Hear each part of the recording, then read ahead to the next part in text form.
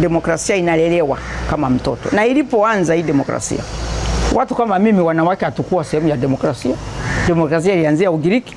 Makundi mawili hayakuwa sehemu ya demokrasia, wanawake na watumwa.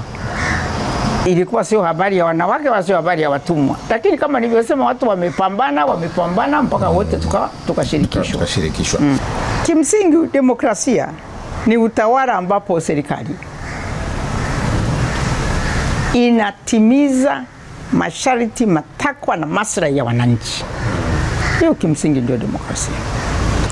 Demokrasia inakuwepo kama kweli serikali inafanya kazi kadri ya uwezo wake na hali halisi. Maana serikali yenyewe ni ya wananchi.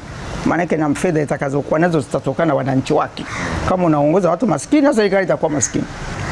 Sisi tunashukuru kwamba nchi yetu, mfumo wake, historia yetu, tuna demokrasia kwa sababu tunachagua viongozi. Lakini sio kwamba hakuna mapungufu. Ndio maana tutasikia kelele tunataka mabadiliko ya katiba, wengine wanataka katiba mpya. Mimi huwa nawashauri wakati wote kwamba vijana mtachoka sana kwa hiyo kusubiri katiba mpya. Mimi nikasema, nimesema tangu zamani kiwa bungeni. Tena mimi ni mtu wa chama tawala. Mimi ni mwanachama wa CCM. Tena ni mstaafu wa kamati kuu ya CCM. Kwa hiyo ninapozungumza CCM naijua kwa ndani kabisa. Nasema jamani, hivi marekebisho ya vitu fulani yanaweza yakafanyika. Tumezungumza mgombea binafsi, unaweza kusema kwamba aruhusiwe.